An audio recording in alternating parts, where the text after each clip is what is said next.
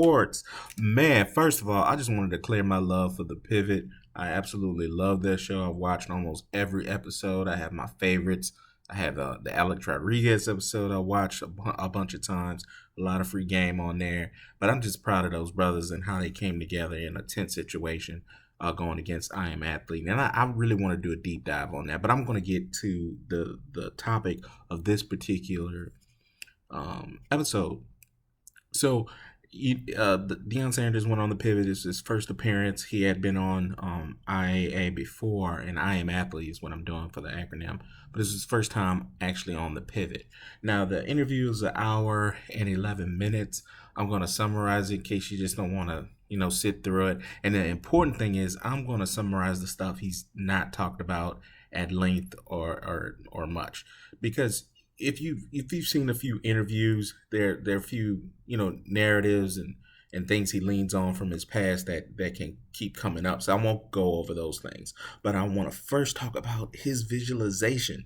And what I learned from that interview was he says basically he doesn't dream when he's asleep. He dreams while he's up. Now, first of all, I just think he was talking trash, but I kind of understood what he was saying.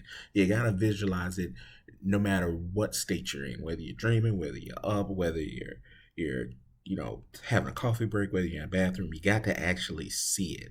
And you get a chance to understand what motivates him and how he gets to the places he wants to be. And flat out, he said he visualizes himself being the first black coach to win the college football national championship. And I was like, damn, a black coach never won the national championship? And sure enough, never have. Now, will he be able to do it? I don't know. I hope so. But he says he visualizes it. He sees it. And I thought that was super, super powerful just to start off the interview. And the other thing he gave a lot of game on, which we posted about before we did this review, basically we're built to go forward. And I think that was so profound. It was like, we can't keep going back. You got to be built to go forward. And that's, he was just talking about your eyes, your nose, your all that. Let me make sure I got it right. I never look back anyway. Everything God gave us is built to go forward. Our eyes, our feet, our ears, our nose, everything goes forward. And he says, I'm a progressive type of person. So he's saying, be progressive, keep looking forward. The past can't keep holding you back. And that was a perfect segue into him saying that, everything he says, he feels like people tie him back to Jackson State because it's just so fresh and stuff like that. And he was talking about his recruiting, his pitches to parents. And one of the things he mentions is Boulder, Colorado's low crime rate. And everyone says, well, he's talking about how Jackson's crime rate is and how he's comparing it to that. But yet he keeps on bringing that type of stuff up. And I've seen so much chatter from the Pivot interview saying, oh, I'm talking about Jackson State alums that are biased. I get it. They're like, no, we need to send out cease and desist letters. He didn't even say anything bad about Jackson State at all, remotely. And that's what the stuff he was complaining about. He says, everything I say, people feel like that I'm talking about Jackson State. Anyway, back to his recruiting pitch to kids all across the country. Because the question was, how do you get kids from Florida and New York or whatever to come, to Boulder, or even California kids? How do you get them to leave SoCal, California, to head up to Boulder? And he was like, simple. I'm going to, the established relationship. Most kids, they're not on the phone as far as like being on a phone call. Some kids are FaceTiming, but it's the gram, that social media, the IG. You want to build a relationship, then get them out to Boulder. And then you talk to the parents on the stuff they want to know. Fathers, they want to know, if my child going to be safe? The low crime rate.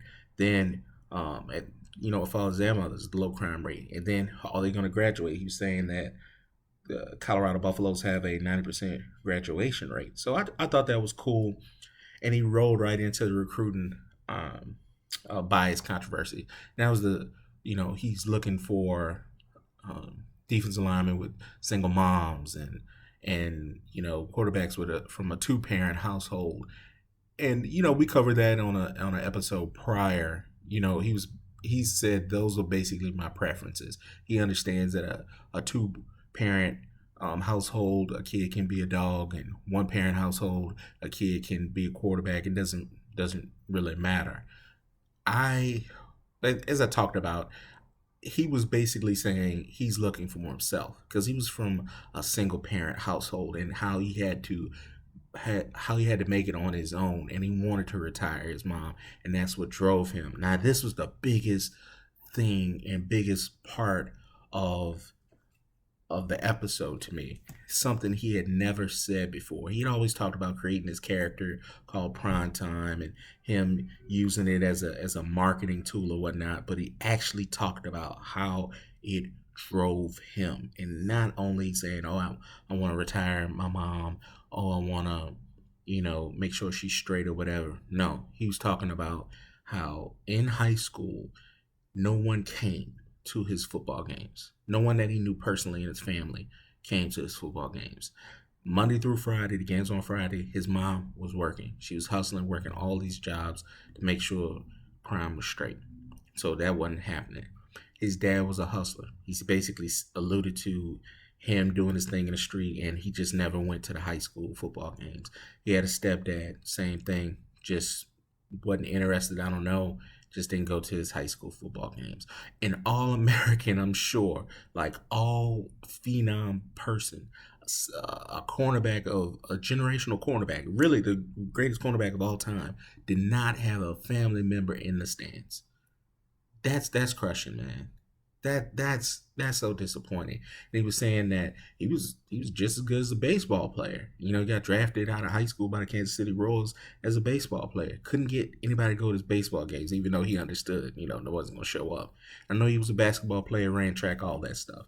No one ever came to his game, and he's like this generational freak of an athlete.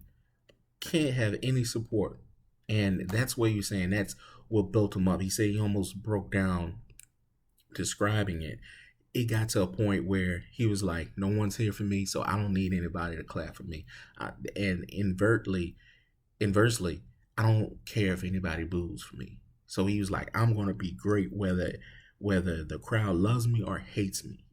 And that was the kind of stuff that was so powerful to me. He was like, he had to build himself up where it didn't hurt anymore. In his older years, he's like, he feels it. He feels himself going back to that moment because he had to be a teenager and he had to put on that armor just to go out and retire his mama. I thought that was so powerful. And that again is the context that people miss when he was trying to describe what kind of kid he wanted to recruit. His preference is he wants to look for himself. He wants to look for that kid that it's bigger than anything or anything that they can see. He wants that kid that's just like him, who's hurt, who's going through things and maybe doesn't have the support they should have. Because somebody should have been at a Deion Sanders game. Somebody in his family got to know, hey, bro, this man, nobody doing this. So that was cool to see that type of insight on his personality and how he got down. So he doesn't really care about the accolades and the boos. Now I will say he started talking about Jackson a little bit in this light. He just said that it wasn't all about the money, the reason why he left. It was the mentality. He didn't go into specifics. But when you really peel back the layers of what he said after that, he was basically putting it on his staff. He was saying, I cannot build the best staff paying them $70,000, $80,000 a year because the way he works at a high clip. He's up 4 a.m., 5 a.m., and he wants the coaches to have that kind of grind and mentality and have them out on the road. You can't ask the coaches to do that necessarily making $70,000 a year and keep them. You see their defensive line coach, I think his name is Pat Hill. He just left. He just left for the NFL because that was such a great opportunity. You can't expect to keep great coaches only paying them that amount of money because they're gonna take the next opportunity. You're gonna take the best opportunity for their family. So he started talking about that and how that kind of rubbed him the wrong way, that they weren't doing as much as possible on that end. And that rolled right into him talking about HBCUs. And this part was was critical. He was coming in with all these resources. He was coming in being innovative, and what he did not say was, how come it hasn't, not only it hasn't been done before, why don't we continue and expanding to do it? You can't expect, we can't keep saying, oh, we don't have the money. He was basically saying we have to find a way to get the money, and that was crystal clear. So as HBCUs who don't have money, look, you can't keep waiting on the state. We have to be more resourceful, and that's the kind of conversation that's acceptable and that needs to be had. And I can understand that standpoint of it. But look, HBCU, as a HBCU grad, look, state, y'all need to pay us that money, bro. you know, we ain't got to sit around and wait. But we're gonna do some other stuff. But go ahead and break that bread off. But it was a fair conversation, and I can appreciate um, where he was coming from with that. Last thing I want to go over from the interview, outside of what I just mentioned, was basically Travis Hunter news. They were like, "Well, bro, you brought in all these HBCU resources," and Art Ryan Clark did a masterful job of asking this question. He was really fair. He wasn't super biased on one side or the other. He said, "Prime, I'm so good for this one." He just essentially said, you know, yeah, you know, Coach Prime's leaving, but the blueprint's there, the mentality is there, what it took to work, the infrastructure, the framework is there, so they should be good. But yet you taking the top tier talent, and he's like, dang. You could hear him. He's like, man, and he's like, bro, what about Travis Hunter? But Coach Prime did a great job of saying, look, some kids don't come, a lot of kids don't come to the school for the school. They go for the coach. They go for the system. They go for where they think they can achieve. And that was no different than the Heisman winner going from, and I'm talking about